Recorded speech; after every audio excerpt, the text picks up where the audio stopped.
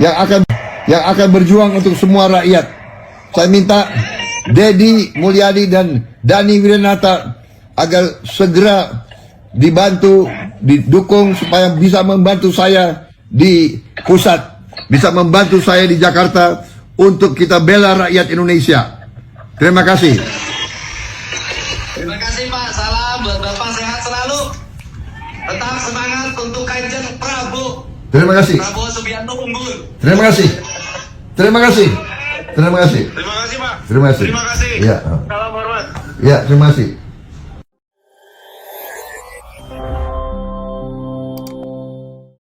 Hari ini saya beserta kuasa hukum saya dari LBH Pendidikan Indonesia mengadukan Gubernur Jawa Barat Pak Deddy Mulyadi terkait dengan kebijakan beliau yang memasukkan siswa dengan permasalahan perilaku, ya, kalau bahasa beliau yang nakal akan dimasukkan ke barak dan dididik oleh militer.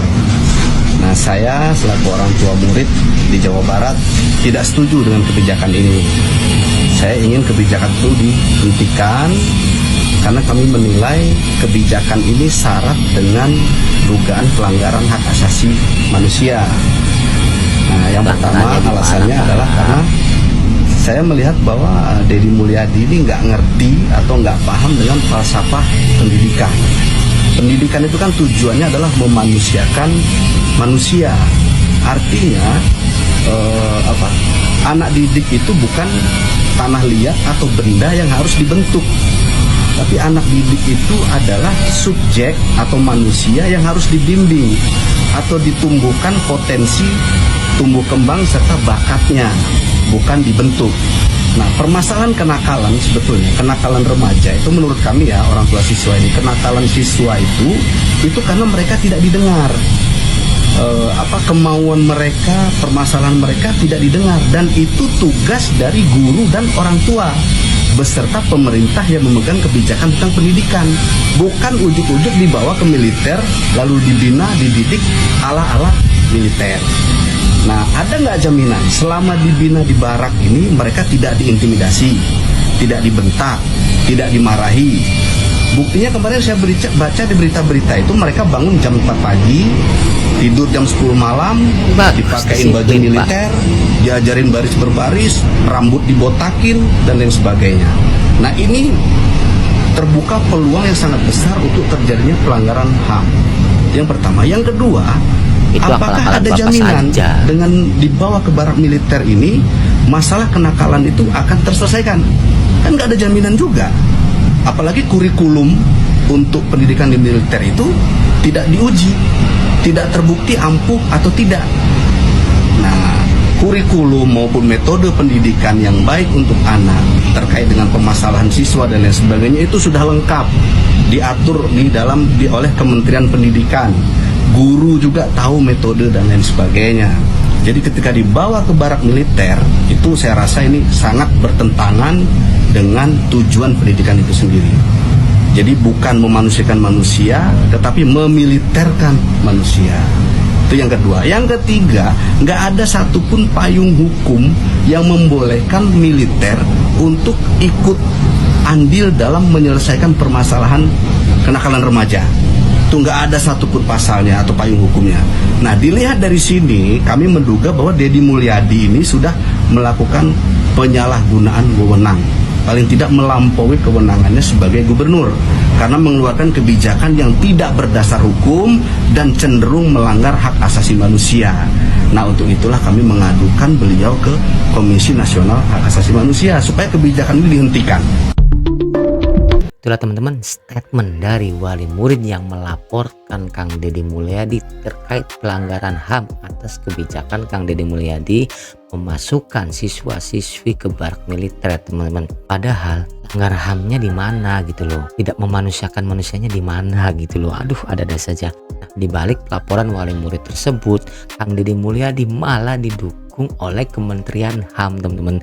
Oke, kita langsung saja lihat komentar dari Kementerian HAM terkait kebijakan Kang Deddy Mulyadi tersebut, teman-teman. Program ini seperti apa, Pak? Gini, saya menemukan setelah saya pelajari, saya sudah dari Kanwil saya sudah sampaikan kepada saya, kemudian dari eselon 1 sampaikan menginformasikan kepada saya akhirnya berkesimpulan begini. Pendidikan ini, pendidikan yang dicanangkan oleh Gubernur Jawa Barat ini, orientasinya adalah peningkatan kualitas sumber daya manusia. Kualitasnya apa? Satu, knowledge, pengetahuan. Yang kedua, peningkatan keterampilan. Yang ketiga adalah peningkatan mental, kualitas mental, produktivitas, disiplin, tanggung jawab. Betul.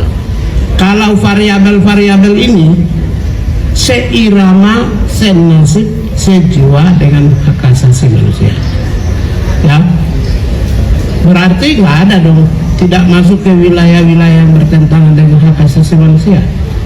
Yang dikhawatirkan itu adalah yang kemarin saya bilang corporal punishment, seperti orang tua atau di sekolah mendidik anak cubit telinga, pukul, mendisiplinkan anak yang berlangsung pada masa pendidikan ala masa lampau.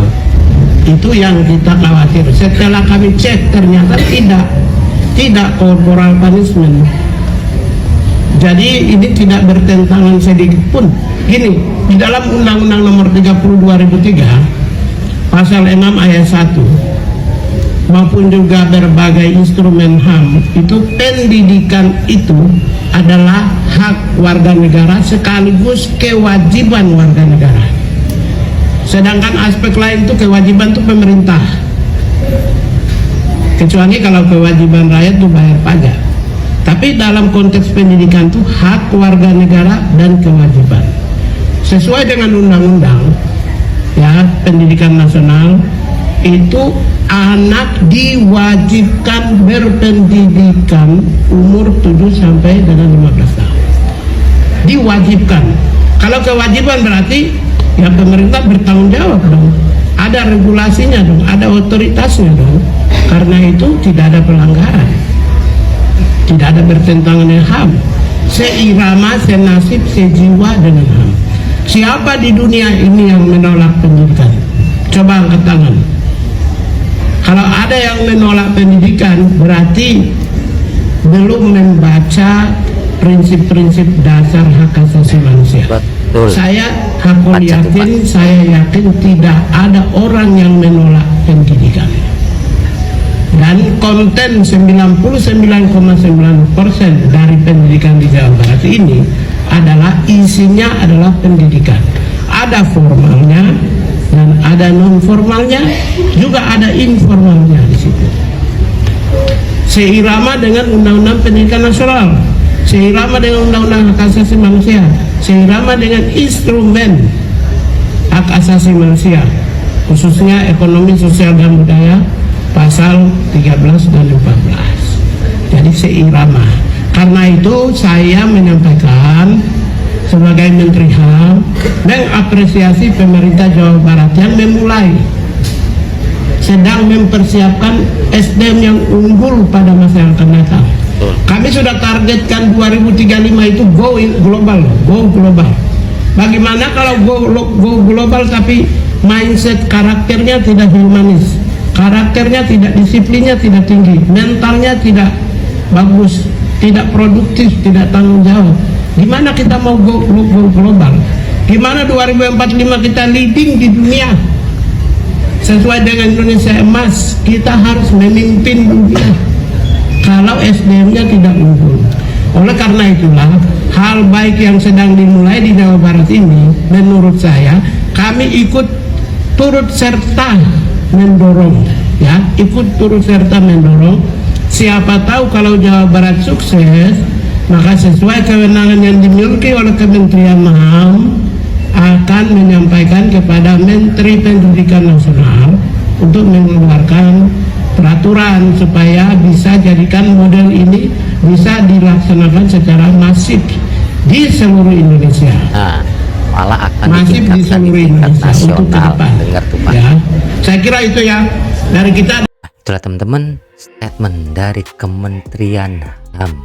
Kebijakan Kang Deddy Mulyadi malah akan ditingkatkan di tingkat nasional teman-teman. Jadi nanti selain di Jawa Barat, di semua provinsi akan diterapkan bahwa kalau anak-anak atau remaja nakal ini akan ditata di barak militer.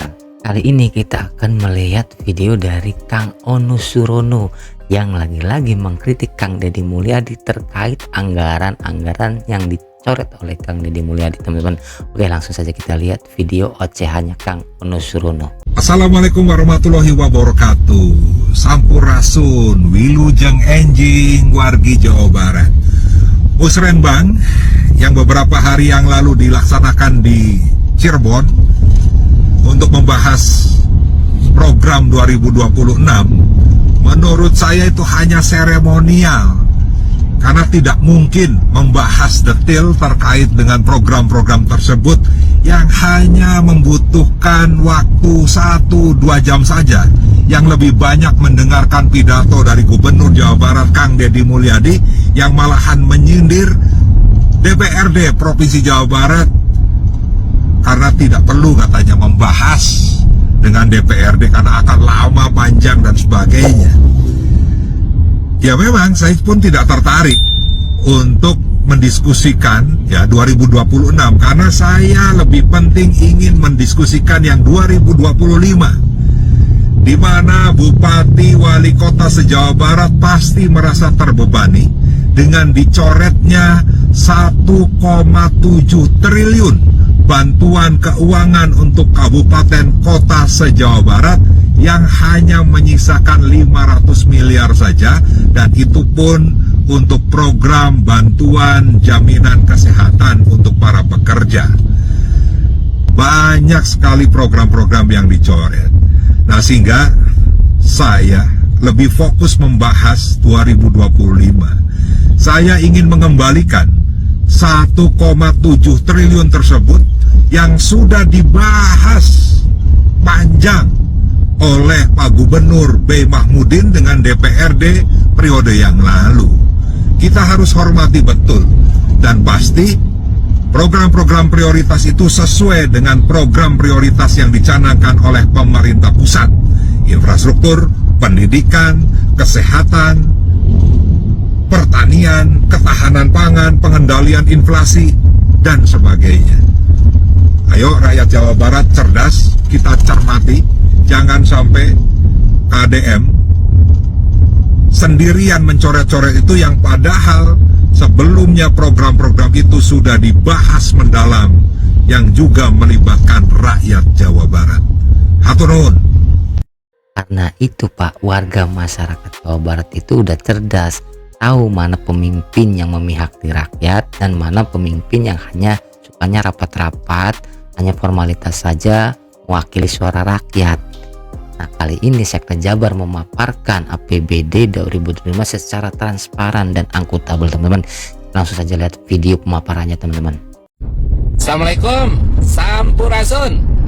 Warga Jawa Barat yang istimewa, izinkan kami menyampaikan informasi terkait dengan tata kelola APBD Provinsi Jawa Barat per 30 April 2025. Tadi pagi kami dievaluasi oleh Pak Mendagri langsung, dan beliau memberikan apresiasi bahwa APBD Provinsi Jawa Barat dari sisi tata kelola, ya khususnya untuk cash flow, untuk penyerapan, ini salah satu yang terbaik di Indonesia. Mantap. Dari sisi pendapatan daerah, targetnya di angka 30,8 triliun, realisasinya menembus 10 triliun atau 32,9%. Dari sisi belanja daerah, targetnya 30,9 triliun, realisasinya sudah menembus 6,7 triliun, ya atau di angka 21,9%.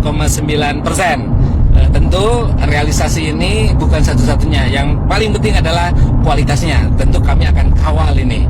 Nah, itu yang pertama ya, dan ini tidak lepas dari kepemimpinan Pak Gubernur beserta jajaran dan didukung oleh DPRD Provinsi Jawa Barat. Ya, kemudian yang kedua, ini terkait dengan belanja gedung dan bangunan yang menjadi perbincangan ya di media sosial. Ada sebesar 1,2 triliun ya, ditanyain untuk apa itu. ya tong hariwang, ya insya Allah 1,2 triliun ini akuntabel, sebesar-besarnya untuk kepentingan masyarakat. Saya bedah ya ini ada di pergeseran ketiga, ya APBD Provinsi Jawa Barat tahun 2025. Yang pertama, ya itu ada alokasi sebesar 475 miliar, itu untuk belanja, ya untuk pembangunan PJU, ya, itu kan untuk rakyat, PJU dan fasilitas lainnya di Dinas Perhubungan.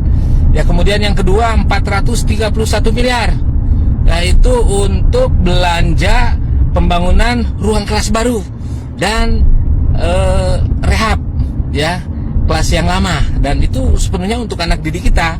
Yang ketiga ada 25 miliar untuk apa? Untuk pembangunan gapura batas wilayah, ya Jawa Barat dengan Jawa Tengah misalnya, kan malu waktu ini urusan pride, ada 25 miliar itu untuk pembangun kebanggaan sebagai warga Jawa Barat. Kemudian ada 45 miliar itu ada di RSUD untuk fasilitas kesehatan. Kritik pada saya, gubernur gawe duitnya dihamur-hamurkan, anggarannya habis untuk bajunya sendiri, perjalanan dinasnya sendiri, nginep di hotel, dari hotel ke hotel. Kritik saya bukan dibalik, ketika gubernurnya jalan-jalan ke luar negeri terus duitnya dihabisin tidak jelas, itu pernah dikritik. Ayo digawe dikritik. Kenapa saya keras menghadapi? Karena tidak objektif, Pak.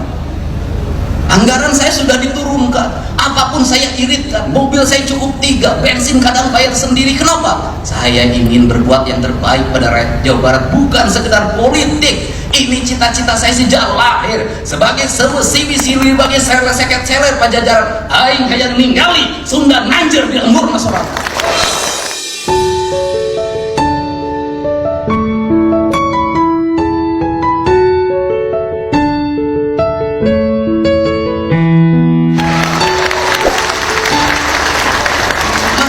Sekda berapa kali ngomong kepada saya tidak punya rasa takut apa.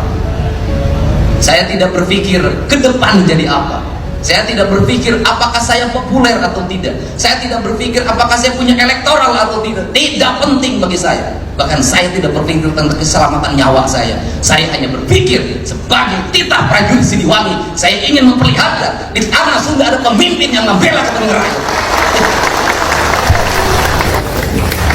Jadi ideologi. Karena ideologi saya tidak takut. Kenapa? Karena ini harus kita lakukan. Perubahan harus kita lakukan lama. Kita ini habis pada seminar, pada perencanaan, pada kajian. Silahkan dicek di Provinsi Jawa Barat dalam 5 tahun sabar ribu kajian. Coba. Gak. Silahkan di kabupaten kota ada berapa ribu perencanaan. Karena di pemerintahan ini ada proyek perencanaan. Proyek perencanaan. Perencanaannya ayat duitnya serapret sama Allah.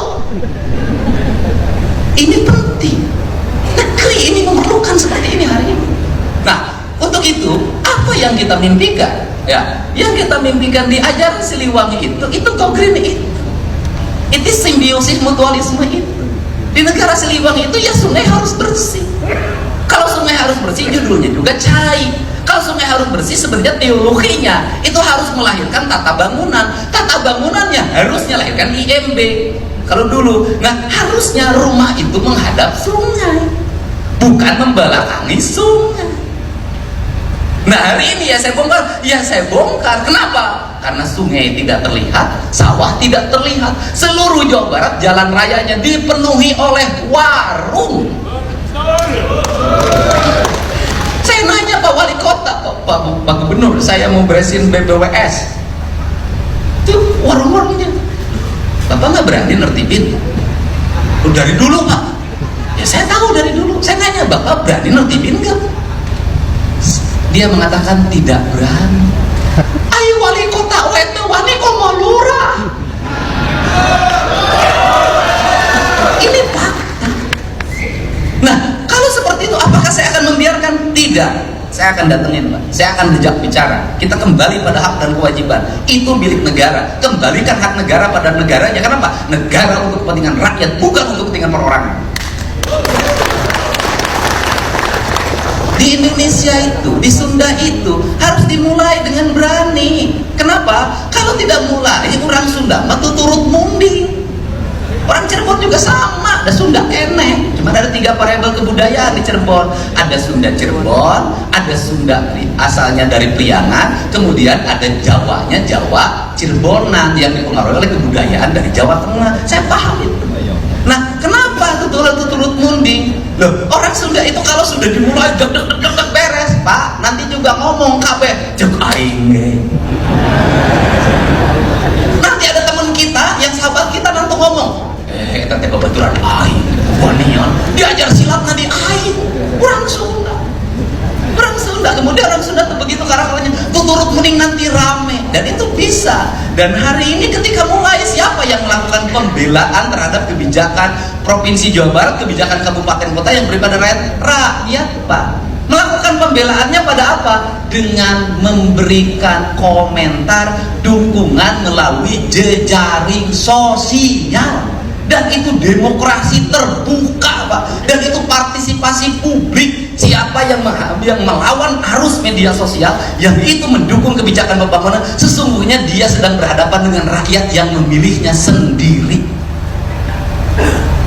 Ya, itulah teman-teman polemik yang ada terkait kebijakan-kebijakan Kang Deddy Mulyadi.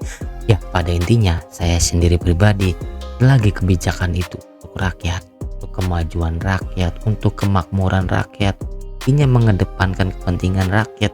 Ya, saya dukung lah.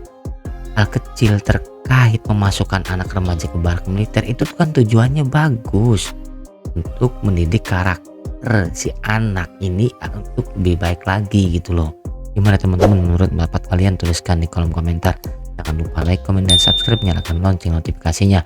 Salam netral, assalamualaikum.